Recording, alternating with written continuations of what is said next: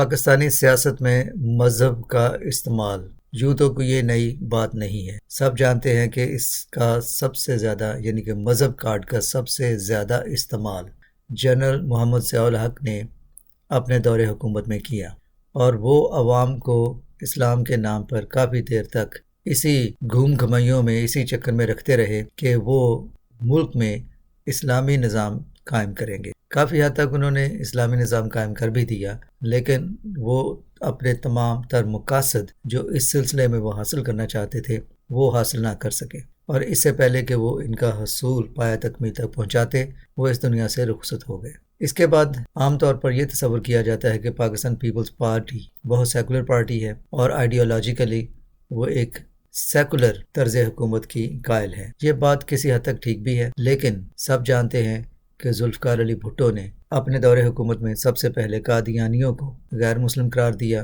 اور اس کے علاوہ اس وقت کی ایک بڑی مضبوط اپوزیشن پارٹی جسے قومی اتحاد موومنٹ کے نام سے یاد کیا جاتا ہے، ان کے دباؤ میں آ کر بہت سی چیزیں ایسی کی، بہت سے اقدام ایسے اٹھائے جو اسلامی نظام کی طرف گامزن تھے۔ اس کے علاوہ ہم جانتے ہیں کہ انہوں نے جمعے کی چھٹی اتوار کی جگہ کر دی، اور بعد میں دوبارہ اتوار کی چھٹی کی گئی، اور اس طرح کے دیگر انہوں نے اقدام بھی اٹھائے۔ گویا انہوں نے بھی مذہب کارڈ کا سیاست میں استعمال کرنے سے گریز نہ کیا۔ اب ہماری حالیہ جو کیجوالٹی ہوئی ہے وہ ہے جناب عمران خان صاحب کی، جنہوں نے اپنی سیاست میں مذہب کارڈ استعمال کرنے کی کوشش کی۔ سب سے پہلے تو انہوں نے یہ نعرہ لگایا کہ میں پاکستان کو ریاست مدینہ بناؤں گا۔ ریاست مدینہ بنانا کوئی آسان کام نہیں، وہ ایک بہت بڑا تصور ہے اور بہت بڑا روحانی اور مذہبی نظریہ ہے، جس کی بات کرنا تو آسان ہے لیکن اس کو قائم کرنا اتنا آسان نہیں ہے۔ خلفائے راشدین کا اگر دور دیکھا جائے، جن کا اکثر حوالہ بھی دیا جاتا ہے، تو وہ لوگ تو اور طرح کے لوگ تھے، وہ اور لوگ تھے اور یہ اور لوگ ہیں۔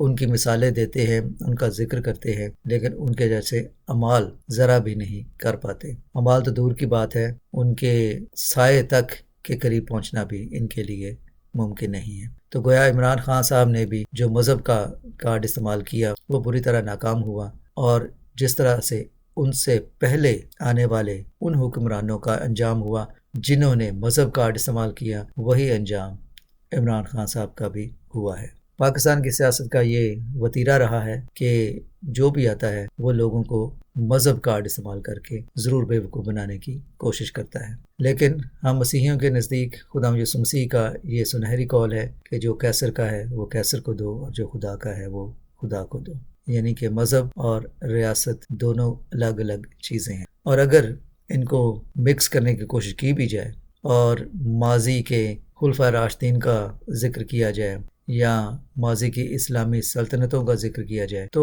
ان کا ذکر کرنے سے پہلے یہ سوچنا چاہیے کہ وہ ایک اور پائے کے لوگ تھے اور یہ ایک اور پائے کے لوگ ہیں۔ یہ ان کا ذکر کر سکتے ہیں، ان کی مثالیں دے سکتے ہیں، لیکن ان جیسے بن نہیں سکتے، اور بلکہ بننے کی کوشش بھی کرنا ان کے بس کی بات نہیں ہے۔ تو یوں بات یہ ٹھہری کہ پاکستانی سیاست میں مذہب کا کارڈ استعمال کرنا کوئی نئی بات نہیں ہے۔ عمران خان صاحب نے بھی کر کے دیکھا، اور جو ان سے پہلوں کا انجام ہوا جنہوں نے مذہب کارڈ استعمال کیا وہی ان کا بھی ہوا۔